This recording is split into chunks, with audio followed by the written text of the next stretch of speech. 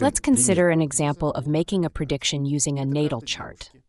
This is the chart of a woman, and the goal is to determine the exact date of her marriage. The seventh house and the planets associated with it are responsible for love and marriage. This includes, first of all, the moon, which is positioned in the seventh house, and the planets that, as Morinus said, accidentally govern the seventh house by being placed in the opposite first house, namely the Sun, Jupiter, Mercury, and Venus. Although it might seem that Venus is located at the very end of the first house, this is not the case. What we see is only the projection of Venus onto the zodiacal circle, while in reality, it is positioned in the middle of the first house. Look at this model. The green lines represent the house boundaries. The sectors on the sphere are the houses themselves. Astrological software has conditioned us to think of houses as segments of the zodiacal circle, but this is not so. Houses are segments of space, and that's why they're called spaces. Venus is actually located in the middle of the first sector, not at its lower edge. This is because Venus was slightly above the zodiacal circle at the time of birth. If we project the zodiacal circle onto the celestial sphere, you will see that Venus is positioned above it. The point where the lower edge of the sector intersects with the zodiacal circle is where the end of the first house and the beginning of the second house are, as we usually see it on a two-dimensional chart. And if we look at the projection of Venus onto the zodiacal circle, it indeed seems that Venus is near the cusp of the second house. But this is an illusion. In this same three-dimensional representation of the horoscope, we see that Mercury is also physically positioned in the first house of the chart below the horizon, even though its projection onto the zodiacal circle places it in the 12th house. It might seem that Mercury is in the 12th house, but in fact, it is in the first.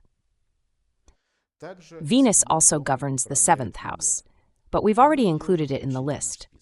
So, we have 5 planets directly related to marriage. But which one of them is most capable of bringing about the marriage? We follow this logic. Since marriage is a favorable event, the planet bringing about the marriage should not be destructive. That means we exclude planets in detriment or fall. Therefore, we remove the moon from our list. Second, among all the remaining planets, we prefer those that best represent marriage or the spouse. By its nature, Venus represents marriage, and it is in our list, so we keep it.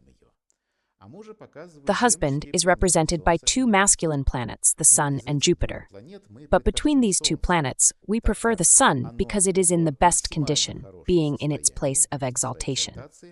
Additionally, it is very close to the cusp of the first house, giving it greater accidental power over the 7th house. And thirdly, the Sun represents the masculine principle more strongly than Jupiter, as the Sun naturally symbolizes the head of any hierarchy, particularly the man as the head of the family in patriarchal societies. Thus, we are left with only 2 planets that are most capable of bringing about marriage: Venus and the Sun. Usually, a planet itself combines several meanings. For example, the Sun in this chart signifies the native themselves and their public recognition, as it is located in the first house. It also represents their future spouse, as it is positioned opposite the 7th house, and naturally symbolizes husbands. Additionally, it signifies the avoidance of hard work for low pay, as it rules the unfavorable 6th house and simultaneously acts against it. For this reason, planets' specific roles manifest in the places of their aspects, literally in the areas where their individual qualities are expressed. In particular, the most favorable aspect of the Sun is the trine, located at 14 degrees of Leo. Firstly, the trine itself creates a replica of the Sun, concentrating the best qualities of the exalted Sun. Secondly, this trine falls into the sign of Leo, the domicile of the Sun. Thus, the beneficial role of the Sun as a future spouse in relation to the 7th house of marriage is concentrated at 14 degrees of Leo. We expect the promise of the future spouse to be concentrated at this point, which we call the promissor or promittor of the future spouse. Do not be confused by the fact that the promise of a significant event is concentrated in an empty degree. The natal chart is such that empty degrees often contain more prominent positive and negative qualities, that is, the aspects of planets, than the planets themselves, which simultaneously denote many different things.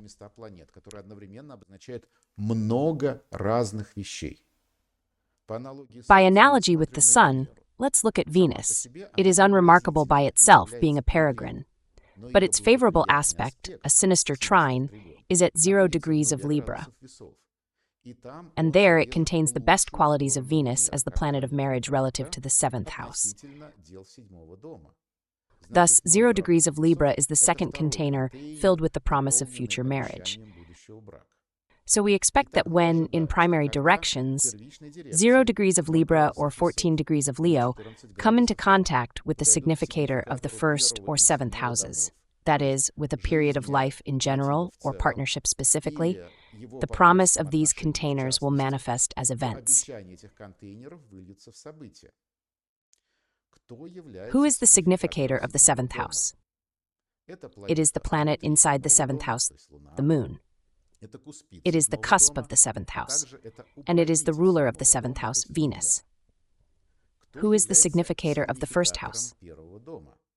It includes the planets in the 1st house, namely Mercury, the Sun, Jupiter, and Venus. It is the ascendant, and it is the ruler of the 1st house, Mars. Let's find the moments when the promisors of marriage come into contact with these significators. We go into the Forecast Primary Directions menu, set the desired significator, for example the Sun, and select the planet whose favorable aspect we are considering as the significator. For instance, we choose the Sun and look for the Sun's trine at 14 degrees of Leo in the table.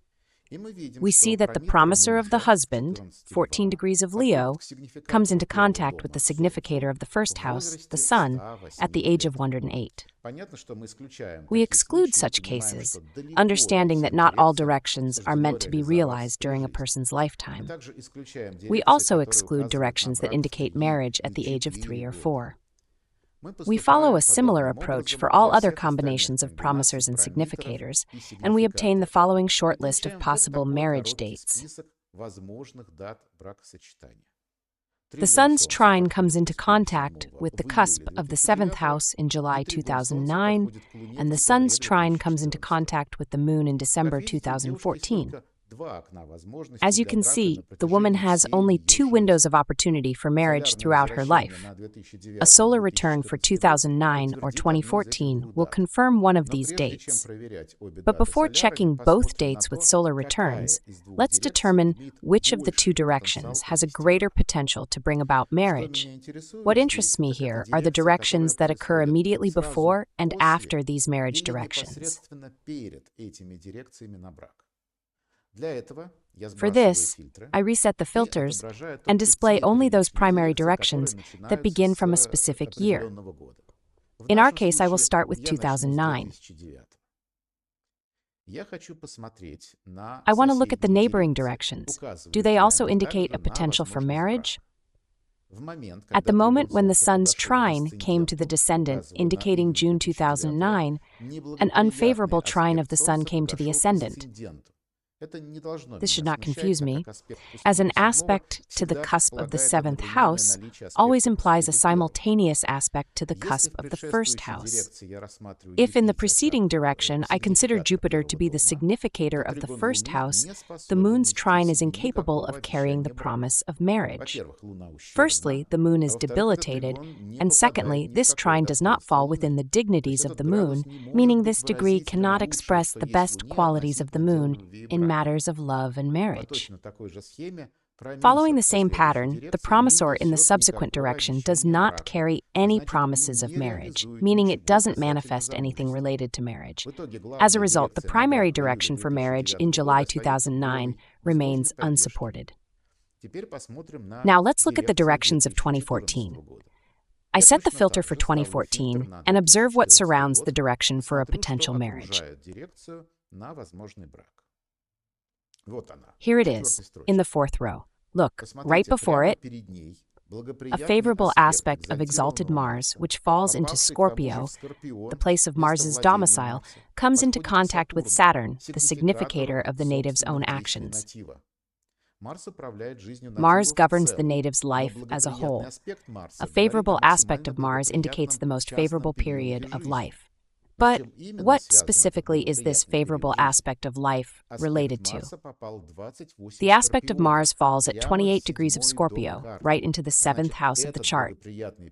This means that this favorable period of life is connected to the matters of the 7th house, particularly marriage, and it directly triggers certain actions from the native that year.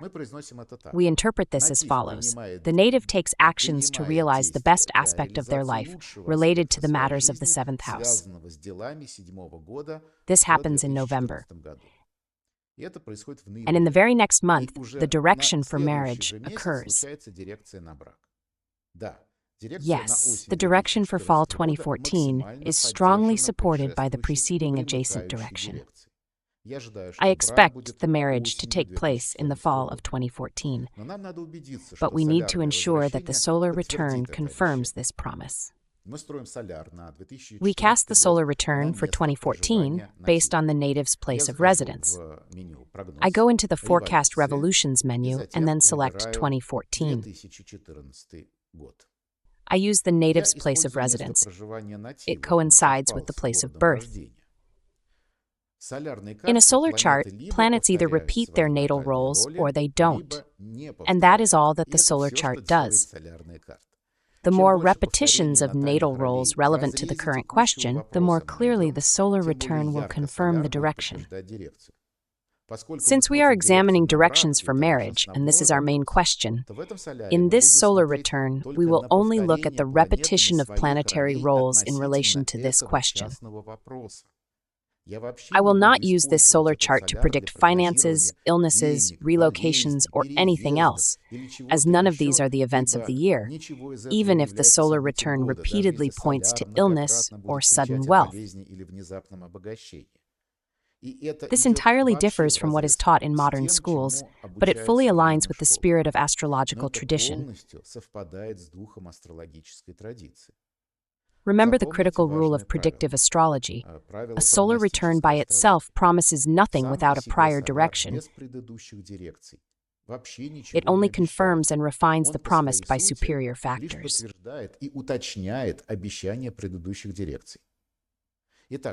So, let's look at this solar return.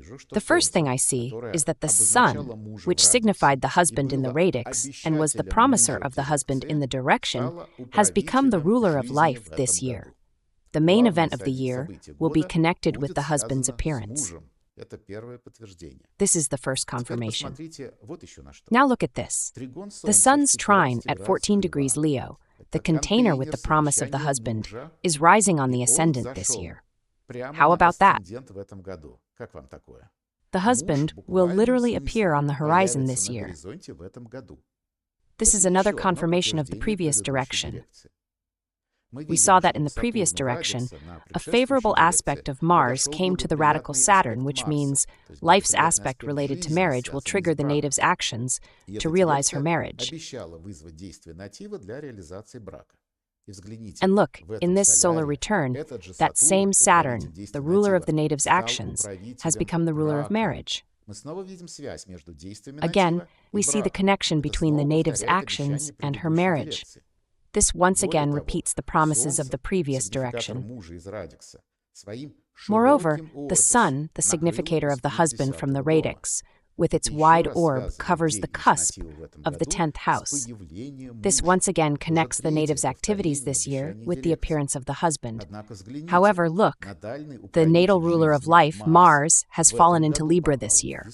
This means that either life in general this year is going downhill since Mars is debilitated in Libra, or the chart indicates that this year will be full of love as Mars falls into the dignity of Venus, the natural significator of love and marriage.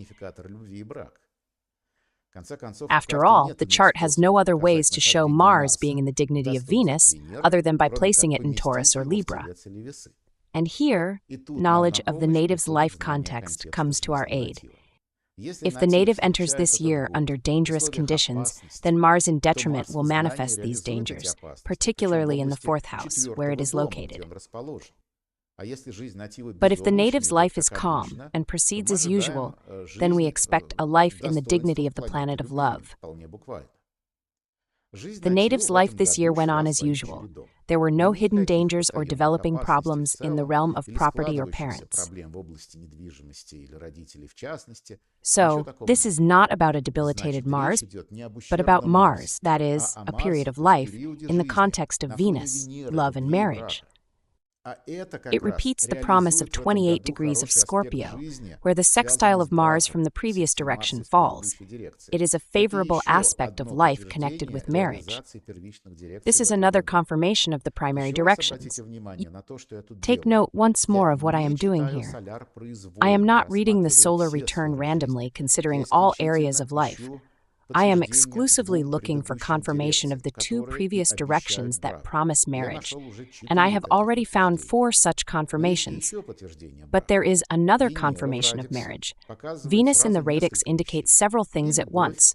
Love, as the ruler of the 7th house, the native himself being in the 1st house, and his finances, as it aligns with the cusp of the 2nd house on the ecliptic. But in this specific year, it is placed in the 7th house.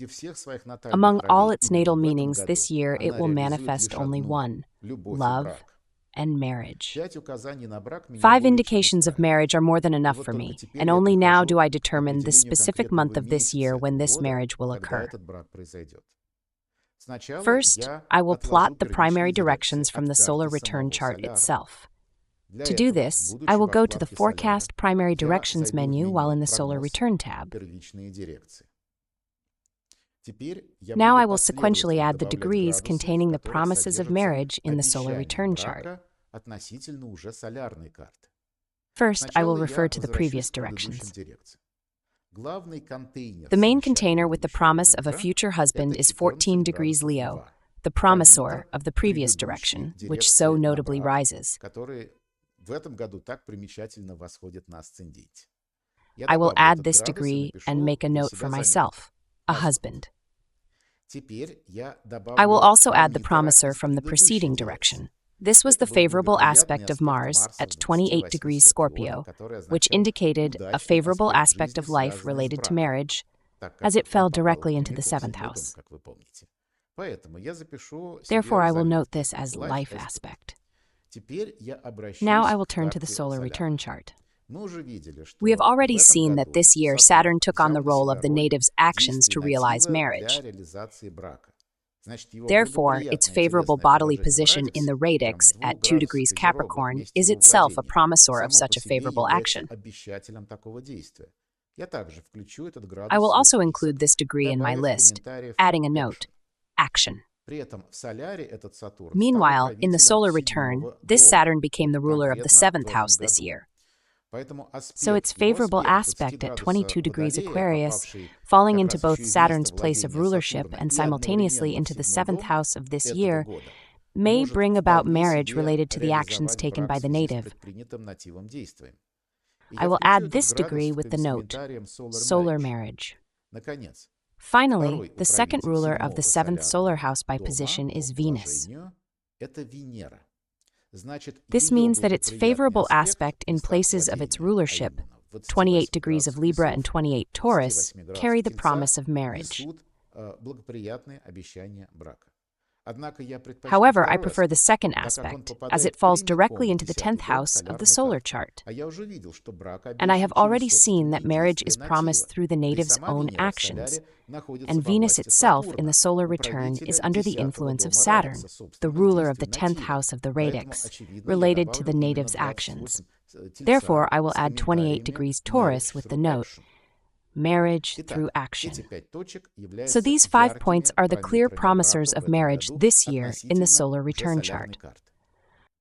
I will direct these 5 points to the ruler of life and activity for this year, that is, to the ASC and MC. Additionally, I will direct these points to the Sun, the main planet of the solar return, and, at the same time, the significator of the husband, and to Saturn, which has taken over the rulership of the 7th house this year. I have already chosen the ascendant as a significator, and I see the possible marriage dates. I simply note them down on a piece of paper. Next, I select the MC as a significator and note down the dates as well. Similarly, I choose the Sun and Saturn, and again, I write down the dates.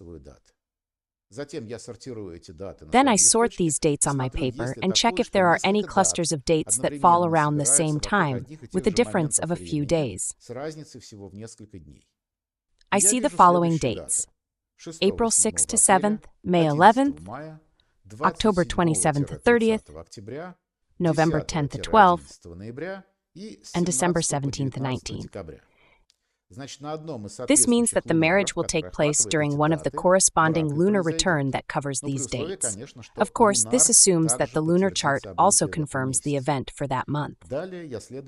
Next, I follow a simple principle. The lunar is most potent at the very beginning. So the closer the event date is to the start of the lunar, the more likely it is that the marriage will occur on that date. To check the beginning of all lunars, I go to the Forecast Revolutions menu and open the list of all revolutions for this year. We have two such lunars. The first one begins on October 24th with the event expected between October 27th to 30th. The second lunar begins on December 17th with the event expected between December 17th to 19th. Let's examine these lunars. I choose the first one. It was met in the same city, so I didn't change anything. And what do I see there? Mars, which in the previous solar return indicated a whole year of life under the dignities of Venus, has become the main ruler of this month of life. At the same time, Venus has cast an almost exact sextile to Mars. Follow the chain. Mars indicates life as a whole, being the ruler of the first house in the radix. Then a favorable particular aspect falling into the seventh house indicated through directions that this aspect of life related to marriage would manifest in 2014. Then the solar return confirmed that yes, this period of life would indeed be focused on love and marriage, placing Mars in the dignities of Venus. And finally, the lunar Mars completes this logical chain, showing a period of life connected with Venus, being in aspect with it, already in a specific month of this year. You can observe how the broad promises of the natal chart focus first on a particular year of life, then on a specific month of that year, and eventually on a certain day. Next, the Sun, who represented the husband whom the native would meet through her own actions, began to show this very action in this particular month, a decisive step towards marriage. The Sun became the ruler of the 10th house of the lunar. Additionally, that month, the Sun directly conjoined Venus, the significator of marriage. Next, Venus began to do the same thing as in the radix. It became the ruler of the 7th house, repeating its specific role as the planet of love and marriage in that month. Venus ended up in Scorpio.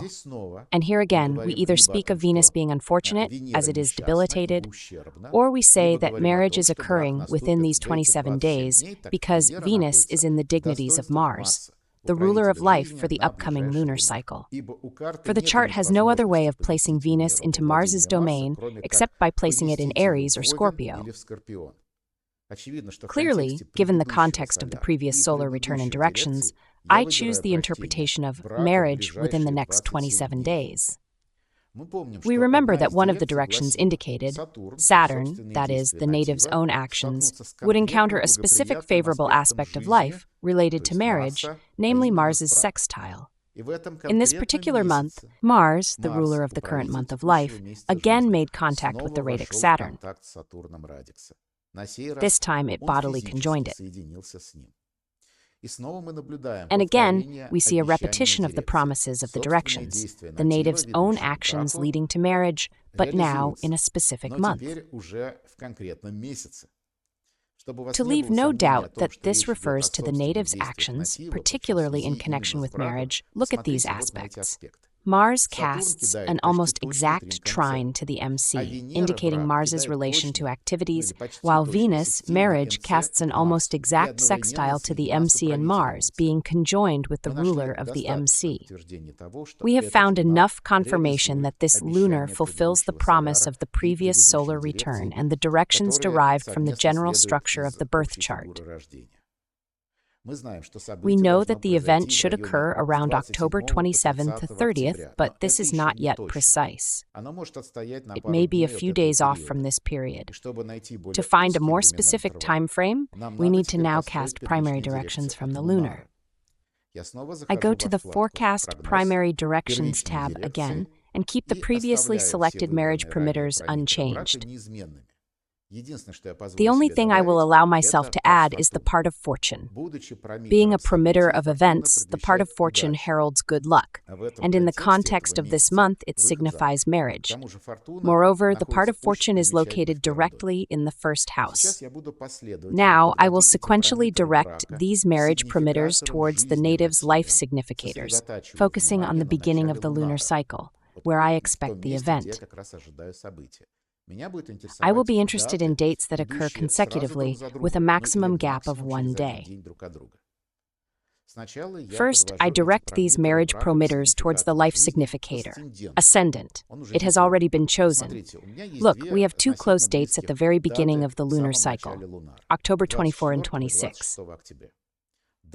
Next, I direct these same marriage promitters towards the second life significator, Saturn, a planet inside the first house. I also note the dates of October 24th and 26. Finally, I direct these marriage promitters towards the ruler of the first house, Mars. I also note that October 24 has been repeated for the 3rd time. And this is not a coincidence. Most likely, on the 24th, there is indeed a transit in the sky that fulfills all these promises of the directions, solar and lunar returns on a specific day and hour. And indeed, on October 24th, 2014, an hour before the start of the lunar, at 4:27:36, several significant factors simultaneously align in the sky. Specifically, the main container of the marriage promise, 14 degrees 33 minutes Leo, culminated on the MC. Simultaneously, the moon, which accumulates the main promise of the lunar cycle, conjoined with the part of fortune and rose on the ASC. At the same time, the significator of the husband, the sun, conjoined Venus. The significator of the husband, the sun, rose on the ASC. Venus became the ruler of the 7th house at that moment, repeating its role from the radix. Simultaneously, Venus itself rose on the ASC. All these independent confirmations of previous promises come together in the moment and dissipate after just a few minutes. You see, I use the transit chart not for predictions, but to confirm what is destined to happen on this day. I do not look at all the indicators in this chart, but at the points that promise marriage, including 14 Leo, where nothing is placed. But notice how our chain developed. Mars, the broad significator of life in the natal chart, manifested its specific and favorable aspect, life associated with marriage, according to the primary directions in 2014. The solar return said, "Yes, I confirm marriage this year," and made this Mars the ruler of the native's actions leading to marriage, and placed this Mars in the dignities of Venus.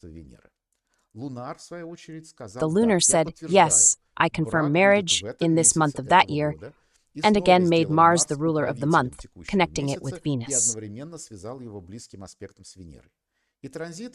The transit said, "Yes, I realize this promise," again making Mars the ruler of the moment, placing Venus on the ascendant. In this cycle, Venus managed several times to become the ruler of the 7th house again and again, while the Sun repeatedly played the role of the husband, until one day it simply conjoined with Venus and rose in the ascendant. You see how the general promises of the natal chart focus on individual events at specific moments in time. So the prediction for this chart is as follows. The native will get married on October 24th, 2014. And indeed, the woman got married on October 24th, 2014, when the full potential of the natal chart came to fruition on the morning of October 24th. You have witnessed the complete cycle of prediction using Morinus techniques. If you enjoyed this video, share it with fellow astrologers, give this video a thumbs up, and subscribe to the channel.